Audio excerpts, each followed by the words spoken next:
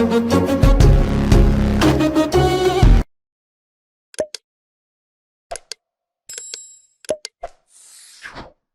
Ustaz. Ada permintaan dari peserta Ustaz untuk menambah waktu sampai 15 menit apabila ada rekan-rekan yang lain yang ingin menggali lebih jauh topik kita pada sore hari ini. Pertanyaan yang sudah masuk ini terkait dengan ini, Ustaz. Kan Imam Sajjad memiliki dua putra yang terkemuka gitu ya, selain putra-putranya yang lain, yaitu Imam Baqir alaihissalam dan Imam Zaid. Bagaimana pandangan Ustadz terkait dengan dua jalan berbeda yang diambil oleh beliau? Nah, saya tidak mengerti apa yang dimaksud dua jalan yang berbeda ini, tapi pertanyaannya demikian, Ustadz. Fadal.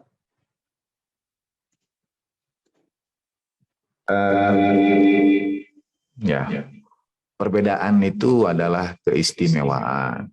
Jadi setiap kelompok, masa, umat, zaman itu memerlukan tantangan yang memerlukan jawaban terhadap tantangan yang khusus yang dihadapi oleh zaman itu. Sebagai contoh, misalnya zaman Nabi Musa alaihissalam ada Nabi Syuaib. Itu kita tahu sama-sama, dua-duanya juga Nabi. Tapi yang satu pada Madian, yang satu kepada Bani Israel. Kenapa Tuhan tidak turunkan saja satu nabi untuk keduanya? Untuk kedua Bani itu. Dan beda pendekatannya. Nabi Musa itu fisik dengan melawan Firaun yang untuk membebaskan penindasan. Nabi Syuaib di Madian tidak. Nabi Syuaib membimbing umatnya dan seterusnya. Atau Nabi Ibrahim dan Nabi Lut. Bahkan ada kisah Nabi Ibrahim dan Nabi Lut kemudian mengambil jalan yang berbeda. Nabi Ibrahim kembali ke kampung beliau, Nabi Lut ke kampung beliau juga. Itu berbeda. Tidak berarti berbeda itu. Mohon di kalimat ini mungkin rada-rada rada-rada nyeleneh. Tapi saya berharap untuk khusus pertemuan ini, karena ini kan lebih bersifat diskursus. Jadi izinkan saya menyampaikan, mohon untuk tidak dipahami bahwa berbeda itu harus tidak sama. Gitu. Jadi berbeda itu bisa sama. Itu. Ya misalnya sama dalam, dia bukan sesuatu yang kontradiktif. Bukan sesuatu yang bertentangan. Jadi beda, tapi tidak harus bertentangan. Nah, maksud saya biasanya untuk Imam Zaid itu orang mengambil, kemudian saudara bertanya, mengapa saya menyebut kata imam untuk Imam Zaid begitu ya? Kenapa tidak? Karena dengan banyak definisi, kenapa saudara juga tidak protes kalau saya menyebut Imam Humaini rahimahullah qaddasallahu nafsahu zakiyah ya. Nah, karena mungkin sudah mewakili pendapat tentang posisi Imam Zaid ini.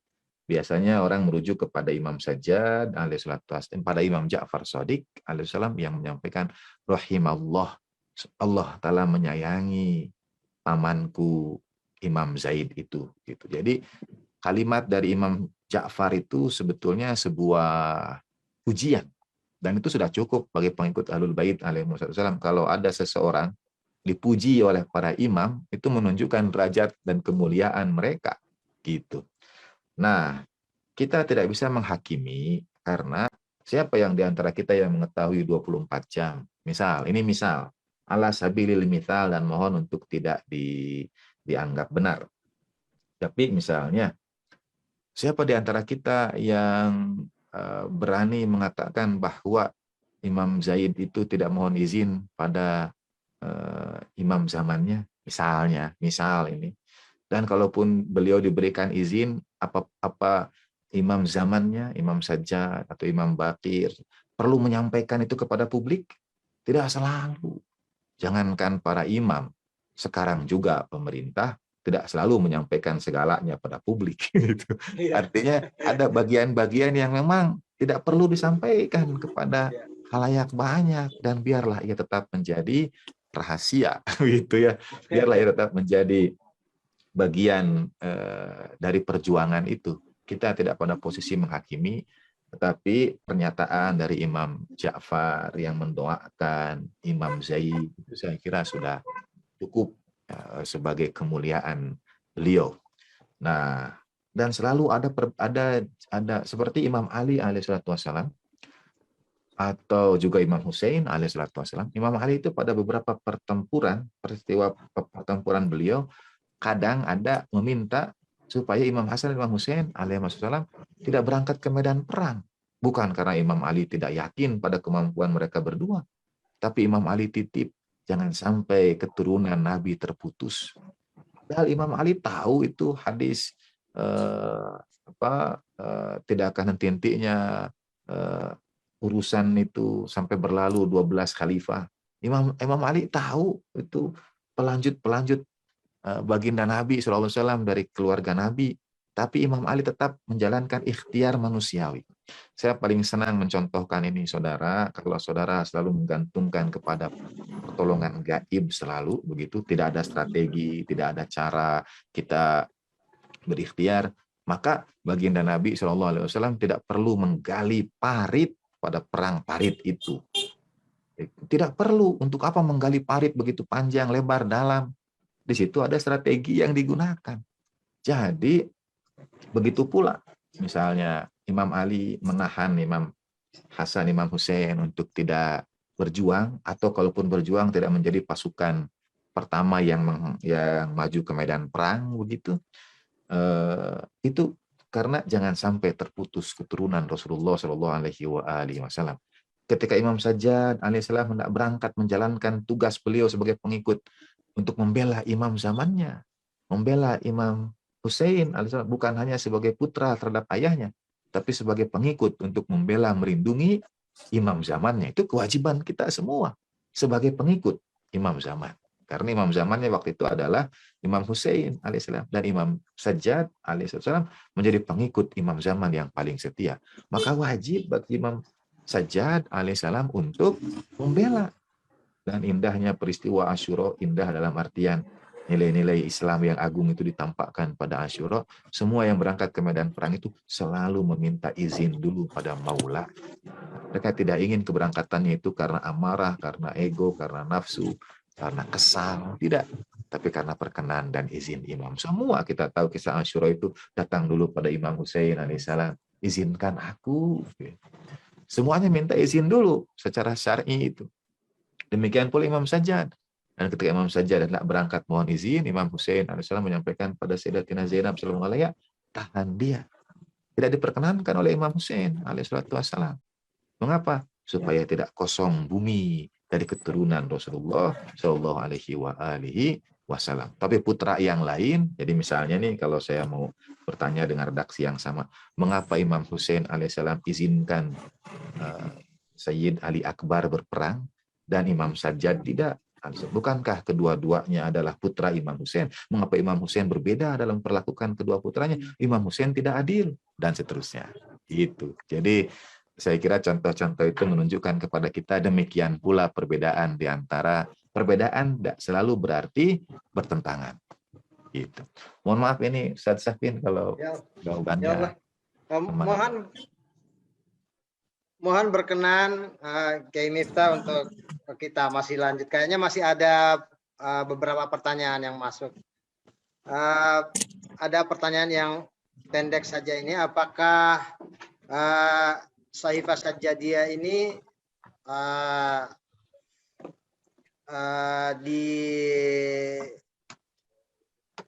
diwariskan oleh Imam atau adalah doa Imam Sajjad sebelum atau sesudah peristiwa Karbala?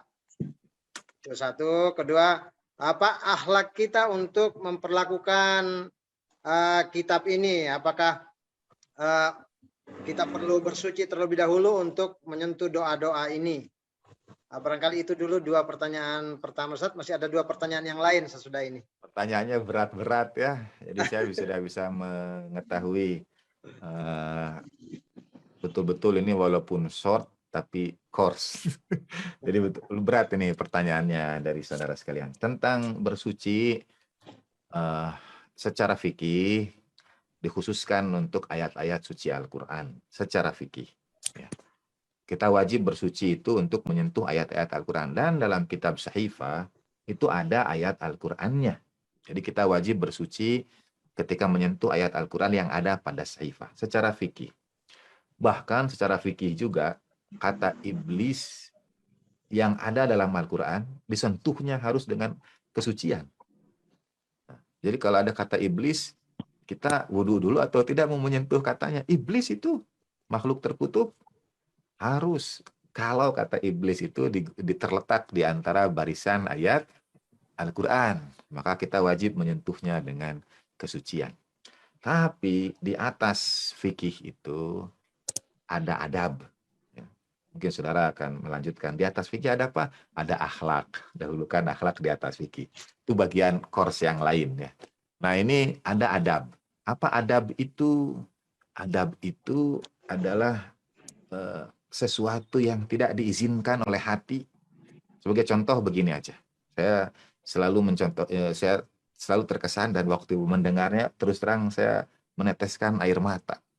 Jadi ketika mungkin Ustadz Syafin ingat ketika kemenangan pasukan Hizbullah ditayangkan oleh televisi TVRI waktu itu ya, Mahrajan sukacita Hizbullah mengusir Israel dari Lebanon Selatan tahun berapa waktu itu ya, 2006 begitu 2006 atau ya itu Hizbullah menjadi satu-satunya pasukan yang berhasil mengusir Israel dari negeri jajahannya. Nah, itu orang tumpah ruah ke alun-alun Beirut, itu tumpah ruah semua. Dan Sayyid Hasan Nasrullah memimpin Hizbullah itu agak terlambat datang di podium itu. Di podium itu beliau tidak terlihat. Orang menunggu dengan seruan dan sebagainya. Akhirnya beliau muncul juga setelah beberapa saat. Dan apa kalimat beliau ini? Kata beliau itu, saya mendapatkan banyak masukan dari saudara-saudara, dari teman-teman semua, supaya saya jangan keluar. Kalau saya keluar, saya menjadi open target, sitting duck. Saya menjadi target, dan kalau saya kena, banyak juga yang lain kena. Nah, jadi banyak masukan dari orang-orang sekitaran beliau. Nah, tapi kalimat yang membuat saya meneteskan air mata adalah berikut ini. Walakin qalbi la tasmah. An aku mama'akum tahtar rasyasa. Tapi hatiku tidak mengizinkan. Jadi orang-orang itu orang-orang sekitar Said Hasan itu menyampaikan tayangan langsung saja, live saja. Padahal orang sudah berkumpul ribuan di depan. Tayangan langsung saja ditampilkan. Dan beliau menyampaikan, tapi hatiku tidak mengizinkan untuk aku berbicara kepada saudara sekalian melalui layar kaca. Saya waktu itu meneteskan air mata, terharu karena kemudian disambut oleh suara hadirin itu. Jadi secara pertimbangan politis, fikih, beliau harus dijaga. Jiwa beliau harus dijaga. Jadi kalau bisa di balik layar kaca saja tampil. Jadi kata beliau, walakin qalbi, tapi hatiku tidak mengizinkan. Nah, itu adab. Kadang dia memang mengalahkan fikih. Fikih harus begini, tapi ada adab. Nah, maksud saya dalam menyentuh doa itu ada adab, bukan fikih yang saya bicarakan. Fikihnya hanya ayat Al-Quran, tapi adab sebagai ungkap terima kasih kita, syukur kita. Ini itu dalam tanda petik adalah legacy Asyura. Ini Sayyid Sajadah ini saudara bukan sekedar kata yang dirangkai menjadi kalimat. Ini hadir kepada kita setelah pengorbanan para syuhada Karbala. Jadi adab seperti apa yang harus kita hadirkan? Qalbi layas, hatiku tidak mengizinkan. Misalnya begitu. Itu perkara hati, bukan perkara fikih. Itu yang saya maksud dengan adab. Ya, ada orang datang dari jauh di luar waktu, secara ini mungkin datang tanpa jadwal dan sebagainya. Tapi pasti hati kita tidak mengizinkan kalau ia harus terlantar, dan lain sebagainya. Walhasil, bagaimana berwudu atau tidak? Sebagai jawabannya, saudaralah yang menjawab itu sendiri. Bagaimana memperlakukan warisan Karbala'i ini. Ya. Gitu. Terima Baik, Ustaz. kasih. Ya. Terus, apakah setelah Asyura? Ya, Ya. saya kira sangat mungkin iya. Karena pertama itu diimlakkan pada Imam Baqir alaihi salatu wassalam, yang pada peristiwa Karbala masih secara lahiriah sangat belia, begitu. Juga kepada Imam Ja'far alaihi salam. Jadi usia itu berarti kan sudah Imam Sajjad, sudah Imam Baqir kemudian menikah dan sebagainya. Itu secara riwayat. Dan secara kontekstual, ini bagi saya secara kontekstual, sebelum Asyura, Imam zaman itu adalah Imam Husain alaihissalatu wassalam. Jadi Imam Sajjad menjaga adab sebagai pengikut Imam Husain, pengikut imam zamannya. Gitu. Sederhananya beginilah, ketika Imam Khomeini rahimahullah dalam hayat penuh berkah beliau, apakah pelanjut beliau Sayyidul Qaid sekarang ini juga akan ya seperti itulah, apakah beliau akan leluasa kalau ada Imam Khomeini? Maksud saya jangankan berdoa, begitu Imam Khomeini datang, Sayyidul Qaid akan berhenti. Ini bayangan saya ya, mungkin langsung akan berhenti, apapun yang beliau lakukan beliau akan berhenti menyambut Imam Khomeini, misal itu adab. Atau saudara pada orang tua, kita sedang melakukan sesuatu, tiba-tiba orang tua datang, kita sedang baca buku, orang tua datang, buku apapun kita tutup, kemudian kita, ini adab, lalu kita menyimak dan bersiap apakah ada khidmat untuk orang tua, itu sudah keberkahan. Nah, sebelum Asyura, Imam Sajjad alaihissalam adalah pengikut imam zaman yang paling taat, yang paling setia kepada imam zamannya, yaitu Imam Husain alaihissalatu wassalam. Kalau tidak diperintahkan Imam Husain alaihissalam, Imam Sajjad tidak akan, menurut saya, tidak akan melakukan, ya kecuali diperintahkan.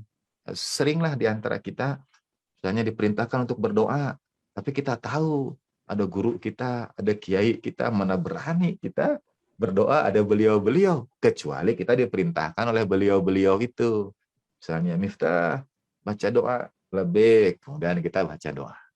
Itu yang ya. Baik, Ustaz. Ya. Nampaknya saya akan mempersilahkan kepada Pak Oppo A5S untuk mengulangi pertanyaannya, karena menurut beliau saya tidak begitu menangkap substansinya. Namun sebelum itu ada dua pertanyaan, Ustaz. Yang pertama adalah pertanyaannya begini, apakah kondisi sosial politik saat itu turut memicu lahirnya Sahifah Sajjadiyah? Yang kedua pertanyaannya adalah sebentar, mengapa hati berat berdoa walaupun doa itu pendek? Apalagi kalau doanya panjang seperti doa Arafahnya Imam Husain. Begitu, Ustaz. Terima kasih. Izinkan saya menjawab yang pertama dulu. Tadi itu, yang pertama itu, apakah ini dalam konteks masyarakat waktu itu? Justru menurut saya Sahifah Sajjadiyah adalah jawaban Imam Sajjad alaihissalam untuk permasalahan umat, permasalahan zaman waktu itu. Jadi bukan hanya sesuai konteks, memang ditujukan untuk menjawab tantangan zaman. Misalnya ada doa di awal itu untuk pujian pada keluarga Nabi. Bukan karena Imam alaihissalam misalnya harus dipuji. Kalau kita akan kepada Tuhan, kita akan mengatakan Maha Suci Allah Subhanahu wa Ta'ala. Maka kita akan mengatakan juga jauhlah para imam itu dari keinginan ingin dipuji. Tapi imam menyampaikan itu untuk menunjukkan kepada umat tentang siapa keluarga Nabi alaihi wassalatu wassalam. Bukan karena ingin dipuji, tapi doa, misalnya yang kelima, doa Imam alaihissalam untuk dirinya dan ahli wilayahnya. Itu untuk menunjukkan posisi keluarga Nabi di tengah umat yang tidak mengetahuinya waktu itu.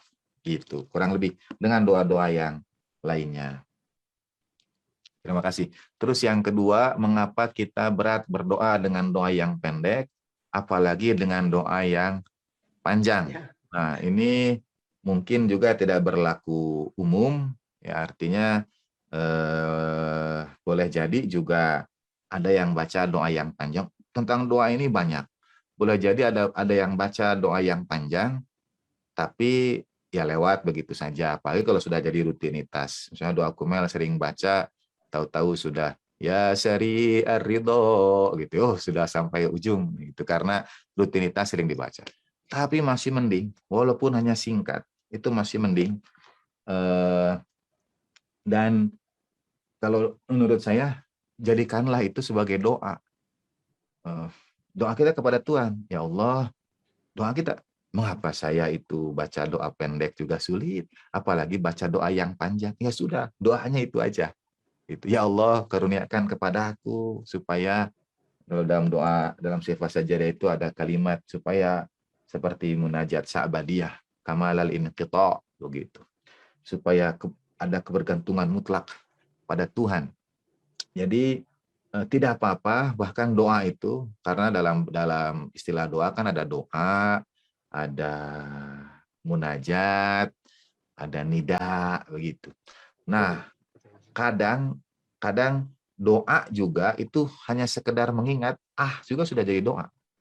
Bukan hanya Allah saja tapi kita tujukan pada Tuhan, dia sudah jadi doa. Yang dilihat adalah hati kita. Mudah-mudahan kita bisa mohon supaya ya kita dicintakan pada munajat dan doa.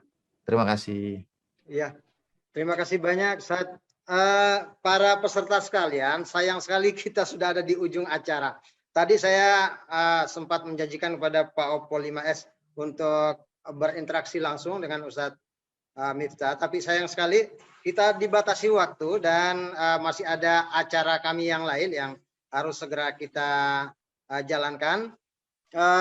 Kami berikan kesempatan pada Kiai Miftah Fauzi Rahmat untuk memberikan kepada kita closing statement dalam sesi ini.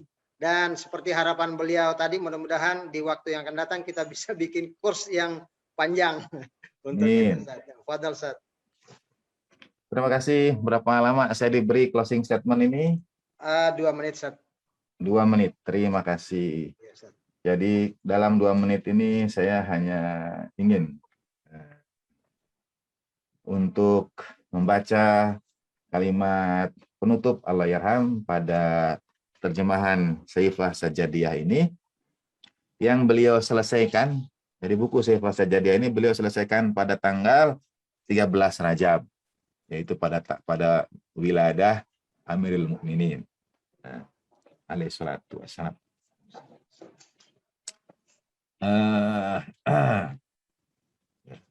Saya ingin menutup pengantar ini dengan menyampaikan terima kasih. Atau dari naskah Arab yang saya pergunakan juga sama dengan naskah yang dipergunakan William Chittick. Tapi saya menambahkan sebagai doa pengantar munajat yang saya ambil dari As-Saifah As-Sajadiyah Al-Jamiah, naskah yang diterbitkan oleh Muassasah Imam Mahdi Ajalallahu Syarif 1411 Hijriah. Munajat itu saya ambil sebagai kenangan pada guru saya, Syekh Taqi Misbah Yazdi, yang tahun lalu juga menjawab baik pada undangan Allah Subhanahu wa taala. Munajat itu saya ambil sebagai kenangan pada guru saya, Syekh Taqi Misbah Yazdi, yang menghadiahkan kepada saya naskah itu pada awal pertama saya belajar pada beliau. Insya Allah saya ingin menambahkan doa-doa dalam naskah tersebut ke dalam buku ini pada edisi revisi.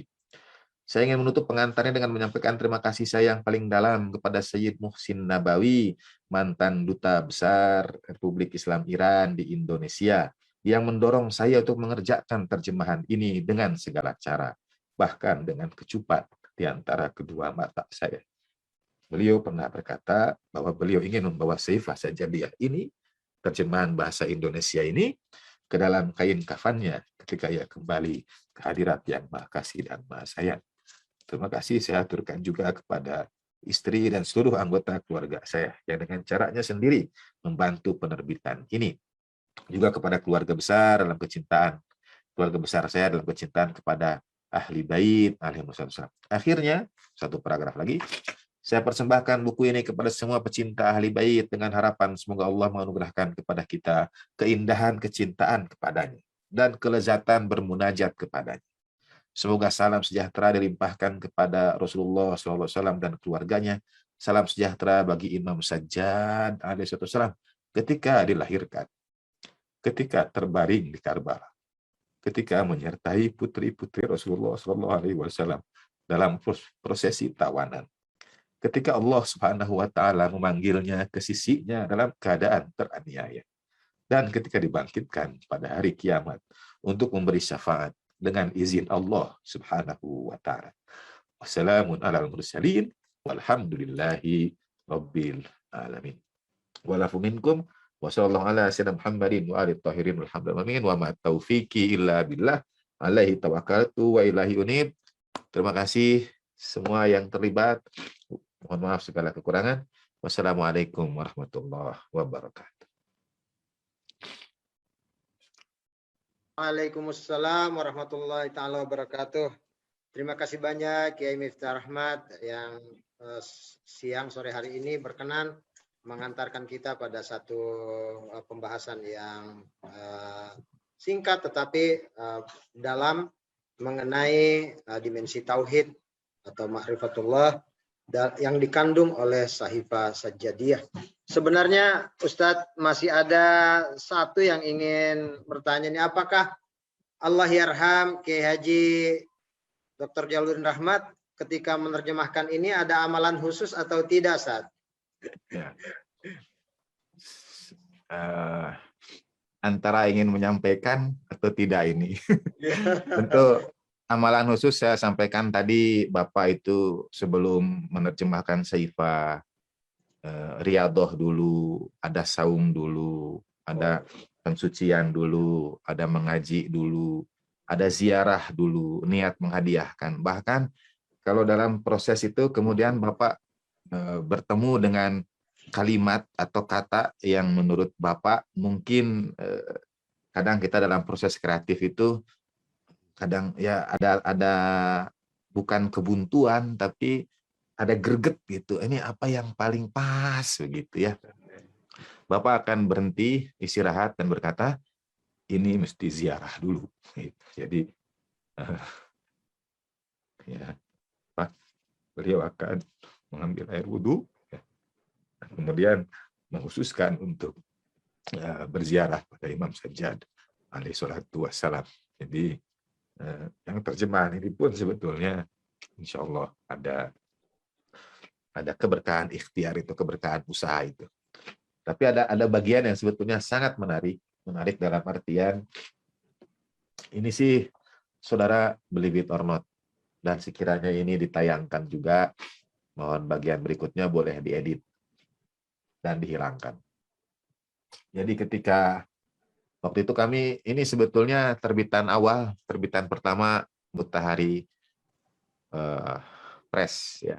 Waktu itu Yayasan Mutahari berusaha untuk punya penerbitan sendiri gitu.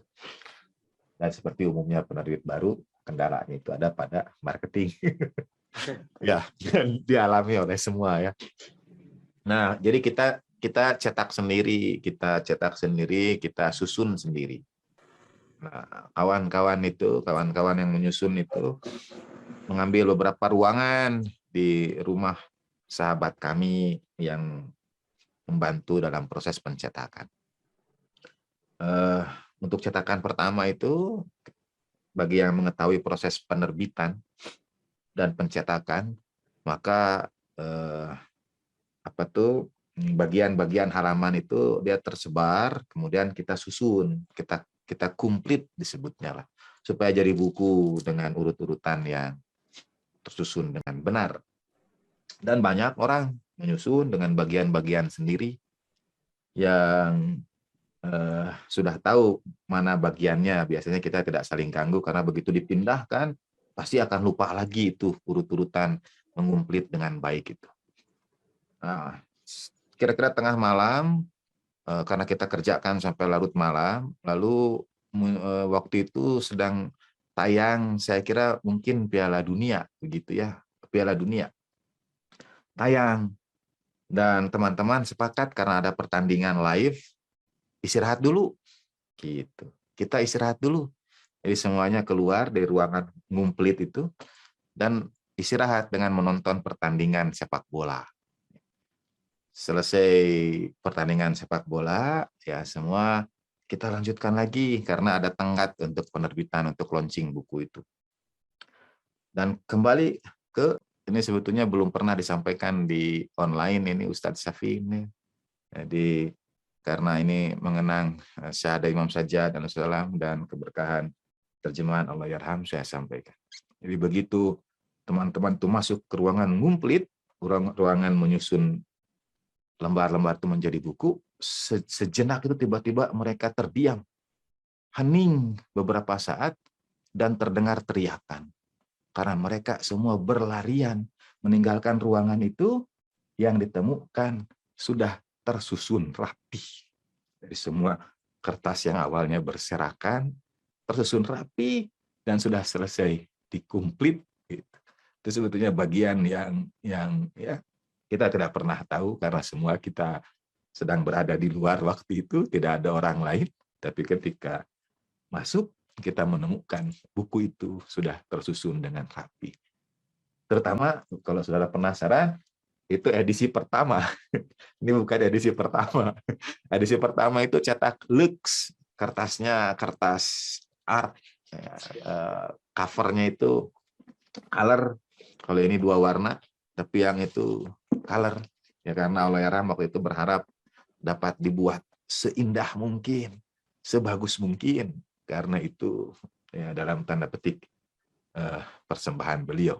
Dengan kata lain, kami tidak tawarkan ke misalnya penerbit yang lain dan sebagainya karena boleh dikatakan sebetulnya Allahyarham itu kalau menerbitkan di tempat lain ya beliau dapat royalti. Tapi apakah Bapak dapat dari terjemahan ini? Tidak. Bahkan ya untuk mencetaknya juga kemudian beliau bantu. Jadi betul-betul untuk terjemahan ini itu adalah bidoah musjah. Dia sederhana untuk Imam Sajjad alaihi salatu wassalam yang melalui beliau nilai-nilai Asyura itu sampai pada kita semua. Mohon maaf ya kalau agak emosional bagian itu. Terima kasih. Ya, Ustaz. Ya Allah. Baiklah para peserta sekalian, sayang sekali kita harus mengakhiri acara kita pada sore hari ini.